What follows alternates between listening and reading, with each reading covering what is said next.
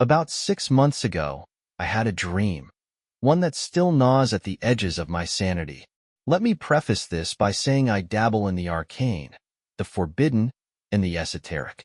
Divination, occult practices, these are not foreign concepts to me. My world has always flirted with shadows. Yet, this was unlike anything I'd ever encountered. It was darker, colder, and far more personal. In the dream, I woke in the dead of night. My room was shrouded in an oppressive darkness that clung to the walls like a malevolent force. I stepped out of bed, my bare feet pressing against the icy wooden floor, and wandered into the living room. There, on the center table, was a planchette, the triangular device used in Ouija board rituals. Its edges gleamed faintly, as if it pulsed with a life of its own. Compelled by some unseen force, I picked it up. My fingers trembled as I held the artifact, its weight far heavier than it should have been. Slowly, I began to turn in place, scanning the dimly lit room. The air grew thick with menace, and every fiber of my being screamed that I was not alone. Something was watching me. No, not just watching, waiting. The dread coursed through me, pure and primal. A terror so complete it felt like drowning in darkness. Then I saw it, or rather, I felt it. A shadow just beyond the reach of my vision, lurking, leering. Its presence was overwhelming, suffocating, and then I woke up. The morning light did little to chase away the lingering unease. That dream felt different, more real than anything I'd experienced before. I couldn't shake it, and the feeling followed me like a shadow for days. But what happened next turned my vague unease into outright fear. Less than a week later, after a particularly draining day, I returned home eager to collapse into bed. After showering and changing, I pulled back my pillow and froze. There, lying underneath it, was a planchette. My planchette. A scream ripped from my throat, raw and unbidden, as if my body itself was rejecting the sight of the cursed object. I staggered back, nearly tripping over my own feet in my rush to distance myself from the thing. My mother burst into the room, alarm etched across her face. She thought I'd hurt myself or been attacked. "What is it? What happened?" she demanded. All I could do was point, my voice caught in my throat. Following my gaze, her eyes landed on the planchette. Then, to my disbelief, she laughed. "Oh, that? I found it earlier today. It was sticking out of the old fire pit at the edge of the property. Thought it was interesting, so I cleaned it off.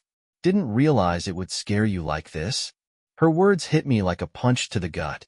She was completely unaware of my dream or its implications, yet here it was, the planchette. The same one that had haunted me just days before. I told her everything. The dream, the dread, the sense of being watched. Her expression changed as she listened, the amusement draining from her face. When I finished, she nodded solemnly. "I'll get rid of it," she promised, picking up the object with a dishcloth. "I'll take it far away from here." But that night, as I walked through the living room, I saw it again. It was sitting on the table, its polished surface catching the faint glow of the moonlight streaming through the window. My breath caught in my throat.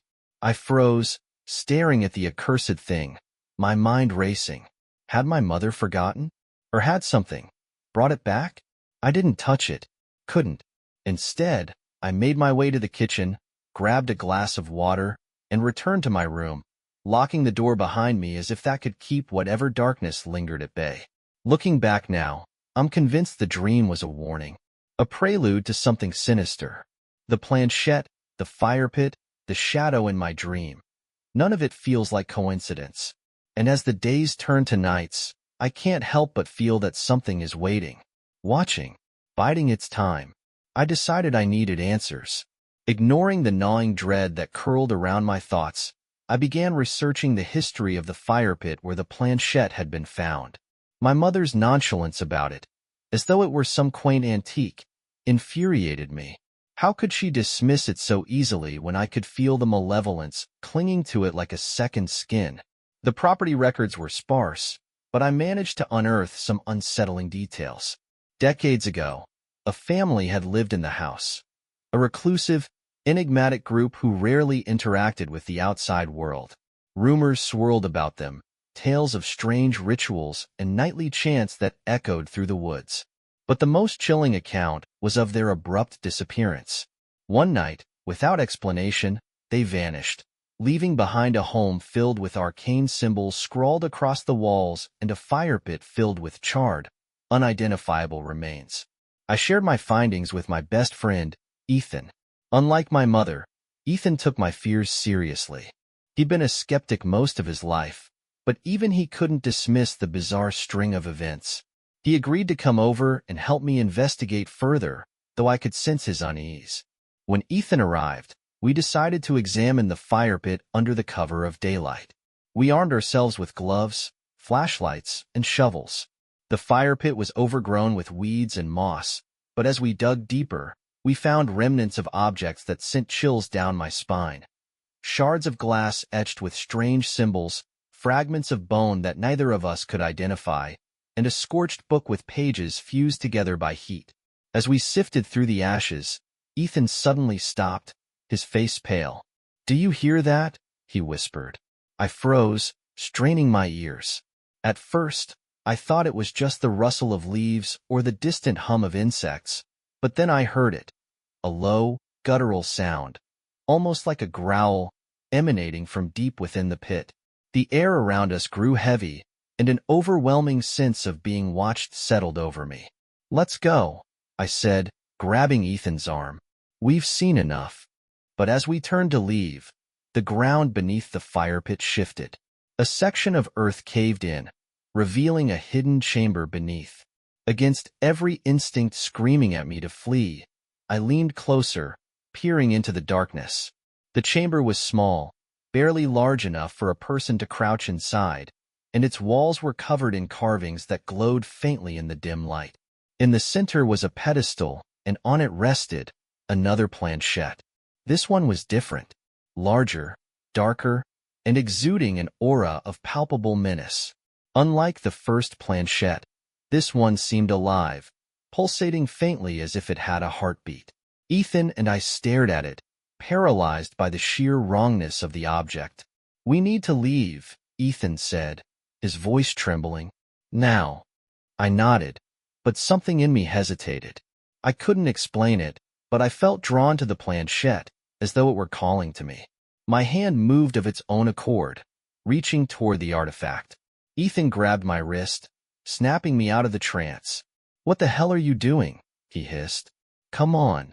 We scrambled out of the pit, covering the opening as best we could before sprinting back to the house. Once inside, we locked every door and window, as though that would somehow protect us. Ethan was visibly shaken, his hands trembling as he poured himself a glass of water. "You need to get rid of this place," he said. "Sell the house, burn it down, I don't care. Just get out." His words hung in the air, heavy with urgency. But deep down, I knew it wasn't that simple. Whatever had been awakened in the fire pit wasn't confined to the house. It had already reached me, marked me, and there was no running from it now. Ethan refused to stay the night. I couldn't blame him. As soon as the sun dipped below the horizon, a suffocating tension settled over the house. Every creak of the floorboards, every whisper of the wind outside, felt amplified, as if the house itself were alive and breathing down my neck. After Ethan left, I sat in the living room, trying to make sense of it all. The planchette from the dream, the one under my pillow, the one in the fire pit, they were all connected. The carvings on the walls of the hidden chamber lingered in my mind. They weren't random. They told a story, one I didn't fully understand but felt in my bones. It was a story of summoning, of binding, and of something that should have remained buried. I felt it then, a presence, just out of sight. My heart pounded as I turned my head slowly toward the hallway. The shadows there seemed darker, denser, as if something was lurking just beyond the reach of the dim light. The air grew colder, and I realized I could see my breath misting in front of me. "Who's there?" I whispered, my voice trembling. No answer, just the oppressive silence and the weight of unseen eyes. I forced myself to stand and make my way to my bedroom. Locking the door behind me, I sat on the edge of the bed, clutching my phone. I wanted to call Ethan, to beg him to come back, but I knew it would be futile. He was terrified, and I couldn't blame him for putting as much distance as possible between himself and this place. Sleep didn't come easily that night. When it did, it was restless and filled with visions of the fire pit, the hidden chamber, and the planchette. In my dream, I was back in the pit, but this time I wasn't alone. A figure stood in the shadows, its face obscured, but its eyes, burning, hollow, and impossibly deep, were fixed on me. It spoke, but its voice wasn't a voice at all. It was a cacophony of whispers, screams, and laughter that tore through my mind. "You're mine," it said. "You've always been mine." I woke with a start, drenched in sweat and gasping for air. The room was dark, but I could feel it, the presence from the hallway. It was in the room with me. I fumbled for the lamp on my bedside table, but as my fingers grazed the switch, the light came on by itself. The sudden brightness revealed nothing, no shadowy figure, no glowing eyes. But the sense of being watched didn't fade. My phone buzzed on the nightstand, and I jumped, nearly knocking it to the floor. The screen lit up with a message from Ethan. "Get out of the house. Now." I stared at the words, my hands trembling. Before I could reply, another message came through. "It's not just the house. It's you." Panic surged through me as I typed back, my fingers fumbling over the keys. "What are you talking about?" The response was immediate. I saw it in my dreams.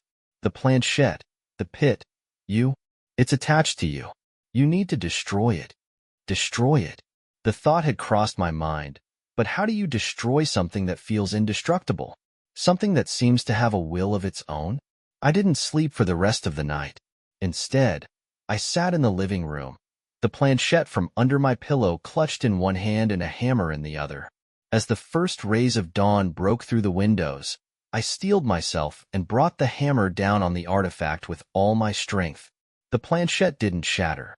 Instead, it emitted a high-pitched wail that seemed to pierce my very soul. The sound was unbearable, and I dropped the hammer, clutching my ears. The planchette lay there, unbroken and untouched, its malevolent aura stronger than ever. I realized then that destroying it wasn't an option. Whatever this thing was, it wasn't just an object. It was alive, and it was far more powerful than I'd imagined. I called Ethan, my voice shaking as I recounted what had happened. He listened in silence before finally speaking. "We need help," he said. "This is beyond us." But where do you turn when the darkness has already claimed you? When the thing that haunts you isn't just in your home, but in your very soul? Ethan's words hung in the air, but I had no answers.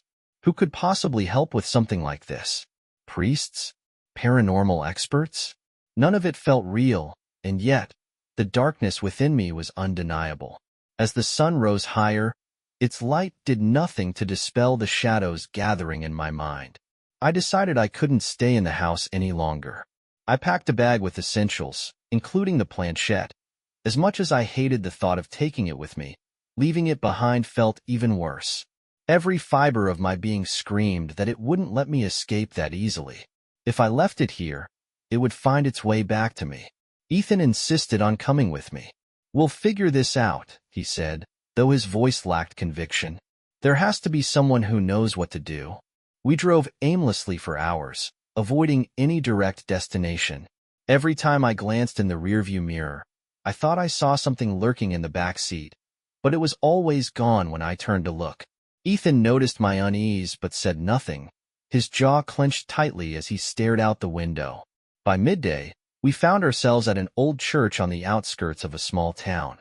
It was the kind of place that looked like it hadn't seen a congregation in decades. The doors were slightly ajar, creaking as we pushed them open. The interior was dim, the air thick with the scent of aged wood and wax. "Do you think this will help?" Ethan asked, his voice barely above a whisper. I shrugged, clutching the planchette tighter. "I don't know, but we have to try something." We made our way to the altar, where a weathered, middle-aged man in clerical robes was lighting candles. He turned as we approached, his expression calm but curious. "You look troubled," he said. I wasted no time, spilling the entire story in a rush of words. The dreams, the fire pit, the hidden chamber, and the malevolent presence that had attached itself to me. The priest listened intently, his brow furrowing deeper with each detail. When I finished, he regarded the planchette in my hands with a mixture of fear and recognition. "That is no ordinary artifact," he said. "It is a conduit, a tether to something ancient and vile. Destroying it won't work, at least, not in the way you attempted. Its power is not of this world, and breaking its form does not sever its essence." "Then what do we do?" I asked, desperation creeping into my voice. The priest hesitated, then motioned for us to follow him. He led us into a small, cluttered room filled with books, relics, and strange symbols etched into the walls. He began pulling volumes from the shelves, muttering to himself as he flipped through pages. Finally, he stopped at an illustration that sent chills down my spine. It depicted a planchette identical to mine, surrounded by figures bound in chains, their faces contorted in agony. "This artifact binds its victim to the entity it serves," the priest explained. "But there is a ritual that can sever the connection. It is dangerous, and it comes at a cost. Are you willing to proceed?" I exchanged a glance with Ethan. His eyes were wide, but he nodded. "We have to do this, whatever it takes." The priest began preparing for the ritual, drawing intricate symbols on the floor with chalk and lighting candles at precise intervals. He handed me a dagger with a hilt carved from bone. "During the ritual, you will be faced with the entity," he said. "You must confront it and use this to sever the tether. But be warned, it will not go willingly. It will try to break you, to consume you. You must hold strong." The ritual began with a low, droning chant. The air grew heavy, and the shadows in the room deepened until they felt alive. The planchette in my hands grew hot, and I nearly dropped it as the room around us seemed to dissolve into darkness. Suddenly, I was no longer in the church. I stood in the fire pit, the hidden chamber yawning open before me.